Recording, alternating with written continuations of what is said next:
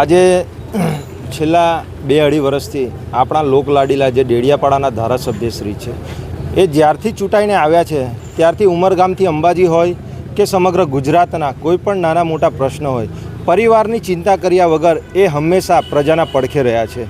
આજે જ્યારે મુખ્યમંત્રીની ચર્ચા ના થતી હોય કે પ્રધાનમંત્રી જે દેશના આપણા વડાપ્રધાન છે એની ચર્ચા ના થતી હોય એટલી ડેડિયાપાડાના એક લોકપ્રતિનિધિ ધારાસભ્યની આજે ચર્ચા થાય છે। આજે 2022 પછી જે ચૂંટાઈને આવ્યા છે એમની પર હંમેશા ખોટાને ખોટા કેસોમાં એમને ટાર્ગેટ બનાવવામાં આવ્યા છે, એમને ફસાવવામાં આવ્યા છે અને ચૈતરભાઈ હંમેશા પ્રજાના પડખે ઊભા રહે છે। એ સરકારને અને સરકારમાં બેઠેલા પ્રતિનિધિઓને ક્યાંક ને ક્યાંક ગમતું નથી। આજે ચૈતરભાઈને જે પ્રાંત કચેરીમાં જે ખોટી રીતે કેસ કરી અને એમની પર જે આ મનરેગાના જે 25 કરોડ રૂપિયાનું જે કૌભાંડ છે એ કૌભાંડમાં નર્મદા જિલ્લા અને ભરૂચ જિલ્લાના જે દિગ્ગજ નેતાઓ છે એ નેતાઓનું ક્યાંક ને ક્યાંક નામ ખુલે એવું હતું। એ માટે એમને ખોટી રીતે અહીંયા ગાડી એમને ટાર્ગેટ કરી અને એફઆઈઆર કરી એમને ફસાવવામાં આવ્યા છે।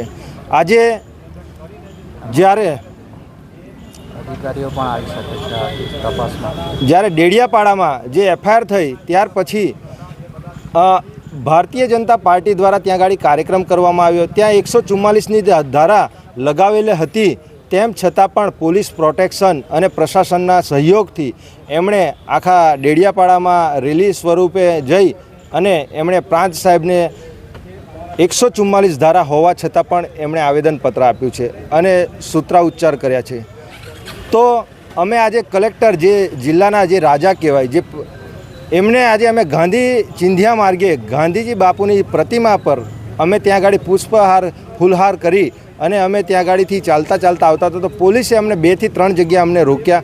અમારી મહિલાઓ સાથે અને અમારા જે કાર્યકરો છે એ કાર્યકરો સાથે એમણે ઘર્ષણ કર્યું। અમને અંદર આવતા પહેલાં એમણે કલેક્ટર ઓફિસનો ગેટ બંધ કરી દીધો। ત્યારબાદ અમે જ્યારે કલેક્ટર ઓફિસમાં ગયા ત્યાં ગાડી પણ અમારી મહિલાઓ જોડે ધક્કાધુક્કી કરવામાં આવી અને અમને ખોટી રીતે અહીંયા ગાડી એક આવેદનપત્ર આપવા માટે પણ અમને અહીંયા ગાડી અંદર એન્ટ્રી નથી આપી। ત્યારબાદ કલેક્ટર સાહેબનો શું પ્રતિભાવ હતો તમારું આવેદનપત્ર સાંભળ્યા પછી? એમને તમારી રજૂઆતનો કેવો પ્રતિભાવ હતો?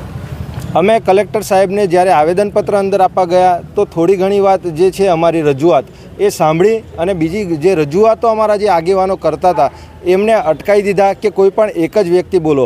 હવે પ્રજાના પ્રતિનિધિ જો ધારાસભ્યને એ લોકો આવી રીતે ખોટી એફઆઈઆર કરી અને એ લોકોને આજે 10-12 દિવસથી એમને કસ્ટડીમાં મૂકતા હોય, જ્યારે ફરિયાદી જે છે એને જ ખુદ આરોપી બનાવી અને એને આજે કસ્ટડીમાં છે, જ્યારે આરોપીઓ આજે ખુલ્લેઆમ બહાર ફરી રહ્યા છે, એમની રજૂઆત લઈને અમે કલેક્ટર સાહેબ પાસે જઈએ છીએ તો કલેક્ટર સાહેબ પણ અમારી યોગ્ય રજૂઆત સાંભળવા માટે એ નથી। એટલે અને કલેક્ટર સાહેબ જ્યારે અમે રજૂઆત કરવા ગયા તો રજૂઆતો અડધી વર્ષાબેનની સાંભળી, બીજા આગેવાનોની રજૂઆતો ન સાંભળી, કોઈ પણ એક જ વ્યક્તિની અમે રજૂઆત સાંભળશું એમ કરી અને ખુરશી પરથી ઊભા થઈ ગયા। શું આ પ્રજાના ટેક્સથી જે અમારા પ્રજાના ટેક્સથી જે પૈસા મળી રહ્યા છે અને આ સરકારી કર્મચારીઓ જે ખુરશી પર બેઠા છે એ અમારા પ્રજાના પ્રશ્નો સાંભળવા માટે બેઠા છે કે ફક્ત આ સરકારોની ગુલામી કરવા માટે બેઠા છે? એ ખૂબ જ મોટો પ્રશ્નાચિહ્ન છે અને આ બાબતે અમને યોગ્ય ન્યાય જોઈએ। ચૈતરભાઈ જે પર જે ખોટા આરોપો થયા છે એ બાબતે અમે કલેક્ટર સાહેબને રજૂઆત કરી છે। એમની પર આવનારા દિવસોમાં કડક પગલાં ભરવામાં આવે એવી અમારી તમામ આગેવાનશ્રીઓની નમ્ર અપીલ છે।